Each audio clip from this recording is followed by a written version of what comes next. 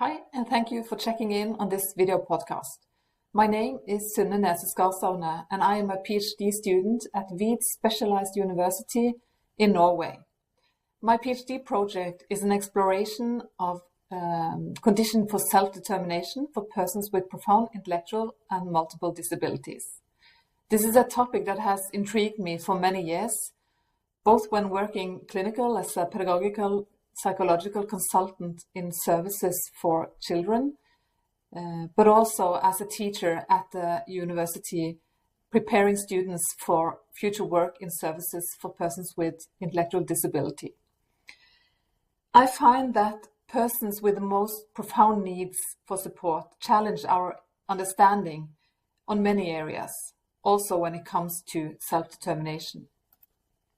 And I would like to thank the journal for inviting me to write this narrative review, and I'm very happy to give this brief talk from the article entitled Self-Determination of People with Profound Intellectual and Multiple Disabilities. During this talk, I will use the abbreviation PIMD, that is, Profound Intellectual and Multiple Disabilities. This review aims to contribute on two matters: methodological on how to include the perspective of persons with PIMD when exploring self-determination, and two, conceptually on how to understand self-determination. When doing research regarding persons with PIMD, one tends to base knowledge primarily on the views of significant others, such as family and staff. Such studies are valuable, but still a more direct engagement with the perspective of the person in regard, the person with PIMD, is lacking from the broad base of knowledge. There are exceptions though, and this article aims to present a body of articles that engages more directly with the lived experiences of persons with PIMD through detailed descriptions of their lives. Ethnographic methods are argued as suitable when aiming to present the perspective of persons not able to vocalize, but where detailed, thick descriptions of living might contribute with giving voice to persons which lives would otherwise be left unknown. I exercise my right to be self-determined several times during a day. I decide when to get up, what to wear, I have decided where to live, what kind of professional career I want to pursue. Such acts, displaying my attentions and preferences, are such available for persons with PIMD. Even though self-determination is a human right for all people, also pinpointed in the Convention on the Rights of Persons with Disabilities, practice shows that persons with disabilities, and especially those with profound needs, risks not having this right respected. This might be connected with the often assumed link between self-determination and independent choice-making, leading the concept of little value for persons profoundly dependent. Other ways to understand the concept: can self-determination be understood in manners integrating dependency?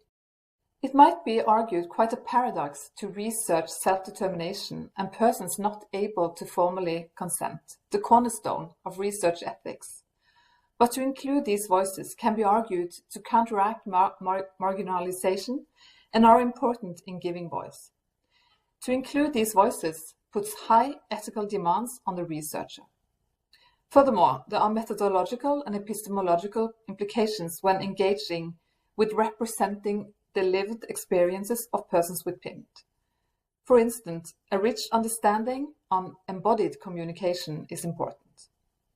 Although staying close to the description of the person's communicative signs, there is often a need to supplement with interpretation of close others, like family or staff. Persons with PIMD rely on support in all matters, both to take care of physical needs, but also in being understood.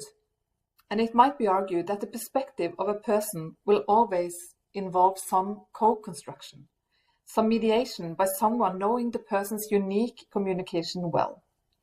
This further involves questions regarding validity. Whose perspective is being represented? In the article, views on these matters and also examples from all the articles on how self-determination might come to show in the close descriptions of lived life is summarized. These descriptions further inform philosophical and ethical reasoning, where a view that all persons have moral value is underlined, and that rationality and independence is not what our moral worth is grounded on, but rather our relational coexistence. All persons are interdependent and embodied. Here you can see a part of the table presenting details of the included articles, where demonstrations of real-life descriptions pointing towards self-determination is provided from each of the articles. One of them, Mietola et al., is engaging with the topic somewhat implicitly through exploring how to get hold of a person's perspective, a crucial precondition for being able to facilitate someone's self-determination. From their ethnography, they describe the researchers' interaction with Anna, one of the participants with PIMD participating in the research. They write, Anna is driving a motomed in the living room. After driving a while, Anna starts to cry. There are no tears, but she opens her mouth and moans quietly, and there is an unhappy expression on her face. It seems to me that she probably would like to stop driving motomed. From this extract, one might argue that in order for Anna to experience self-determination, she depends on someone understanding these communicative signals and to respond to her in ways that leads to her contentment. And that is the aim of this review. Through these real-life cases, merging with philosophical and ethical views, knowledge relevant to self-determination is extracted, both about how to listen and learn from individuals' experiences and on what these add to our understanding on self-determination. In regards to the matter of how to listen and learn from individual experiences, it is important to give room for ethnographic descriptions rather than mere interpretations. It might also be rewarding to allow space to ponder these descriptions, sometimes recognizing the uncertainty the embodied communication might bring. Further, a person with PIM depends on support in meaning-making, and this involves the other in the communicative relationship to pay close attention to the person's embodied, unique communication. Regarding the concept of self-determination, the main message is that all people have the potential for self-determination. The descriptions argue for a broadened understanding of the concept, moving beyond independent choice-making, and rather to be understood on one's perspective. This involves a sensitivity by the other person standing in a relationship, hallmarking an embodied sensitivity. Encounters with persons with PIMD invite us to understand both human rights and philosophical issues in new ways. And as demonstrated, self-determination can unfold through dependent relationships. This insight might also be argued is relevant for all of us, for we are all dependent. When I decided where to live, I did that together with my family. Deciding on what to eat, I do it in collaboration with the people I live together with. If we think through our lives, most of our actions are intertwined with other persons, and my decisions are for the most part portraying my dependency.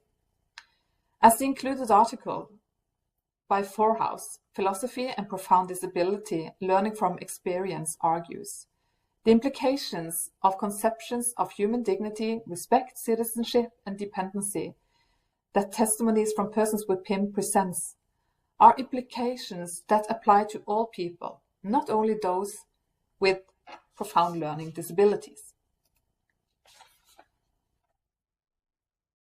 So with that, I thank you so much for the attention, and please do contact me if you have any comments or questions.